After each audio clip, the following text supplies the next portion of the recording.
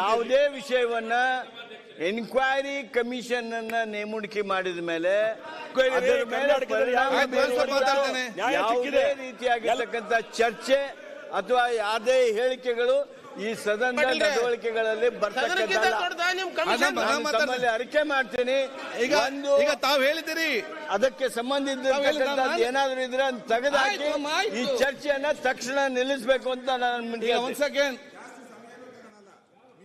Time ಒಳಗಡೆ ಮುಗಿಸ್ತೀನಿ. ಜಾಸ್ತಿ ಸಮಯನೂ ತಗೊಂಡಲ್ಲ.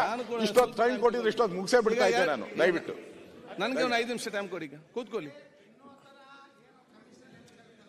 ಹೈಕೋರ್ಟ್ ಒಪ್ಪಿಲ್ಲ, ಆಯ್ತು, ಕೊಟ್ಟಿಲ್ಲ. ಓಕೆ. ಇಲ್ಲಿ ಸದನಕ್ಕೆ ಸಂಪೂರ್ಣ ಅಧಿಕಾರ ಇದೆ. ನಾವು ಚರ್ಚೆ ಮಾಡಬೇಕು. ಇದ್ರ ಒಳಗೆ ಏನೇನು ಬರೇ ನಾವು ಸಿದ್ದರಾಮಯ್ಯನವ್ರು ಟಾರ್ಗೆಟ್ ಮಾಡೋದಲ್ಲ. ಯಾರ್ಯಾರು ಅದಾರ, ಯಾರ್ಯಾರು ನಮ್ಮ ಪಕ್ಷವನ್ನ ಬಲಿಕ್ ಪಟ್ಟು ಅಡ್ಜಸ್ಟ್ಮೆಂಟ್ ಏನ್ ಮಾಡ್ಕೊಟ್ಟಾರ ಅವ್ರದೆಲ್ಲ ಬಣ್ಣ ಬಯಲಾಗ್ಲಿ. ಅವ್ರು ಎಷ್ಟು ಲೂಟಿ ಮಾಡ್ಯಾರ ಬಣ್ಣ ಬಯಲಾಗ್ಲಿ.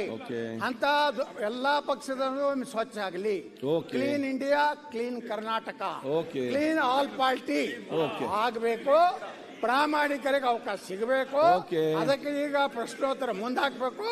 ಚರ್ಚೆಗೆ ಅವಕಾಶ ಕೊಡಬೇಕು. ಓಕೆ, ಈಗ ಆಯ್ತಾ? ಮಾತಂದ್ರೆ ಮಾತಿದು. ದಯವಿಟ್ಟು ನಿಮ್ಮೆಲ್ಲ ದಯವಿಟ್ಟು ನಾ ಹೇಳಿ ಕೇಳಿ ಒಂದ್ ಸೆಕೆಂಡ್. ಈಗ ಎಂ.ಬಿ. ಪಾಟೀಲ್ ಅವರೇ, ಎಂ.ಬಿ. ಪಾಟೀಲ್, ಯಶವಂತ್ 2 minutes. ಈಗ ಪ್ರತಿಪಕ್ಷದ ವಿಚಾರ ಎಲ್ಲ ಮಾತಾಡಿದ್ದಾರೆ, ಆಡಳಿತ ಪಕ್ಷದವರು ಕೂಡ ಇವತ್ತು ಮಾತಾಡಿದ್ದಾರೆ. ನಿಮ್ಮೆಲ್ಲ ವಿಚಾರ ನಾವೆಲ್ಲ ಕೂಡ ಇವತ್ತು ಕೇಳಿದ್ದೇನೆ. ನಾನು ಕೂಡ ಈ ಪೀಠದಲ್ಲಿ ಒಂದೇ ನಾನು ಇವತ್ತು ನಿಮಗೆ ಮಾತಾಡುವಂಥದ್ದು. ಏನು ಗಡಿಬಿಡಿ ಮಾಡಬೇಡಿ. ಪ್ರಶ್ನೋತ್ತರ ಪ್ರಾರಂಭ ಮಾಡಿ. ನಾಯನ ಮೋಟಮ್ಮ,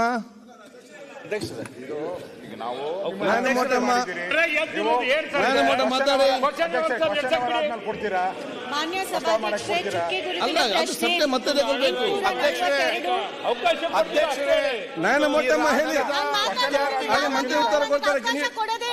ಮಂತ್ರಿಗಳು ಕೊಡ್ತಾರೆ ಉತ್ತರ.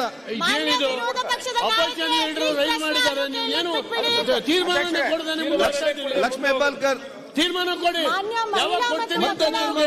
ಪ್ರಶ್ನೋತ್ತರ ಮುಗಿಲಿ. ಅವಕಾಶ ಕೊಡ್ತೀರಾ? ಅಲ್ಲ, ಆ ಸಬ್ಜೆಕ್ಟ್ ಬರುದ ನಂತರ ಪ್ರಶ್ನೋತ್ತರ ಮೇಲೆ ಯಾಕೆ ಚರ್ಚೆ ಮಾಡಿ? ಪ್ರಶ್ನೆ ಕೇಳಿ. ಪ್ರಶ್ನೆ ಕೇಳಿ. ಪ್ರಶ್ನೆ ಕೇಳಿ. ಹೋರಾಟ ಮಾಡೋದು ಬೇಡ. ಅವಕಾಶ ಕೊಡ್ತೀರಾ? ಅಲ್ಪಸಂಖ್ಯಾತರ ಬಗ್ಗೆ ಪ್ರಶ್ನೋತ್ತರ ನೀವು ನನಗೆ ಪ್ರಶ್ನೋತ್ತರ ನೀವು ಅವಕಾಶ ಕೊಡುದಿಲ್ಲ. ನನ್ನ ಕೇಳ್ತೀನಿ, ನನಗೆ ಪ್ರಶ್ನೋತ್ತರ ಮಾಡಿ ಅವಕಾಶ ಕೊಡಿ. ಮತ್ತೆ ನೋಡ್ತೇನೆ ಸಬ್ಜೆಕ್ಟ್ ಬರಲಿ. ಅವಾಗ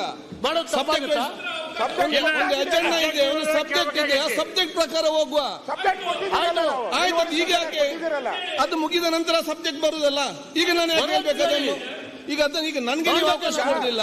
ನಿಲುವಳಿನ ನೀವೇ ರೂಲ್ಸ್ ಪ್ರಕಾರ ಹೇಳಿದ್ದೀರಾ. ಕ್ವಶನ್ ಅವರ್ ಆದ್ಮೇಲೆ ತಗೋಬೇಕು ಅಂತ. ಕ್ವಶನ್ ಮುಗಿಬೇಕಲ್ಲ. ಈಗ ಕ್ವಶನ್ ಅವರ್ ಮೇಲೆ ಕೊಡ್ತೀರಲ್ಲ. ನೋಡಿ, ತುಂಬಾ ಇಂಪಾರ್ಟೆಂಟ್ ಕ್ವೆಶ್ಚನ್ ಇಡೀ ರಾಜ್ಯಕ್ಕೆ.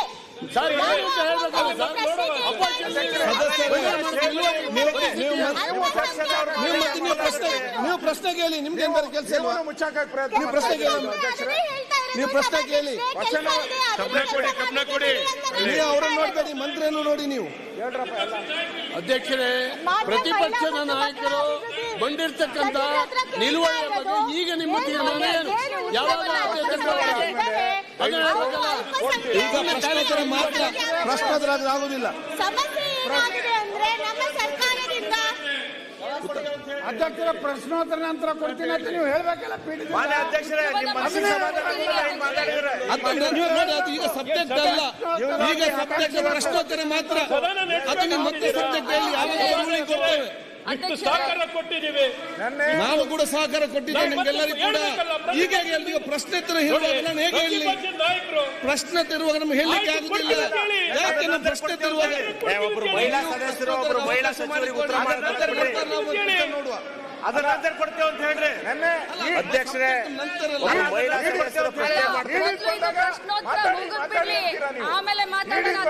ಪ್ರಶ್ನೋತ್ತರ ಆದ ತಕ್ಷಣ ನಾನು ಕೊಡ್ತೀನಿ ಅಂತ ಹೇಳ್ತೀರಾ? ಇದಕ್ಕೆ ಮಾತ್ರ ನಿಮ್ಮ ಜವಾಬೇ ಇಲ್ಲ. ಇದಕ್ಕೆ ಇಡಿಗೆ ಮಾತ್ರ ಮಾತಾಡಿ ಅಂತ ಹೇಳ್ತೀರಾ? ಅವ್ರಿಗೆ ನೀವೇ ಹೇಳ್ತೀರಾ? ನಾವು ಇದನ್ನ ಪ್ರಶ್ನೆ ಯಾಕೆ ಈ ತರ ತಾರತಮ್ಯ ಯಾಕೆ ಮಾಡ್ತೀರಾ? ಸಭಾಧ್ಯಕ್ಷರೇ ಒಬ್ರು ಮಾತಾಡಿ ಮಾತಾಡಿ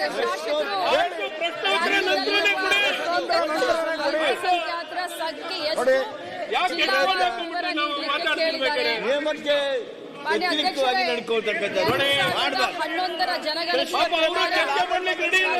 ರಾಜ್ಯದಲ್ಲಿ ಸುಮಾರು 20,266 ಲೋಕಸಭಾ ಚುನಾವಣೆ ಒಂದು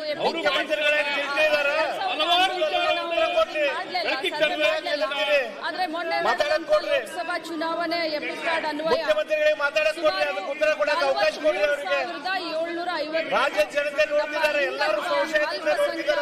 ನಮ್ಮಲ್ಲೇ ಇದ್ದಾರೆ.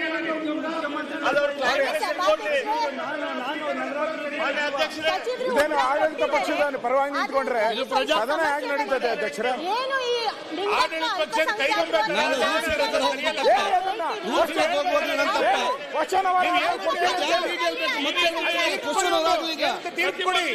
ಸಮಸ್ಯೆ ಆಗ್ತಾ ಇದೆ. ನಮ್ಮ ಸರ್ಕಾರದ ಯೋಜನೆ ಅಡಿ ಅವರಿಗೆ ಮತ್ತೆ ಗೃಹಲಕ್ಷ್ಮಿ ಏನಂತ ಸ್ಪಷ್ಟ ಮಾಡಿ.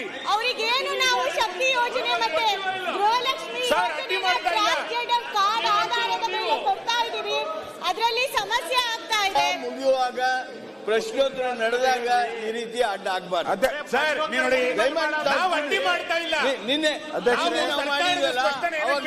ನಮ್ಮನ್ನ ನಿಮಿಷ ಕೇಳಿ ಸರ್. ನಿನ್ನೆ ನಮ್ಮ ಪಕ್ಷದ ಸದಸ್ಯರೇ ಮಾಡಿದ್ರಲ್ಲ, ಅವಾಗ ಚರ್ಚೆ ಮಾಡೋದು.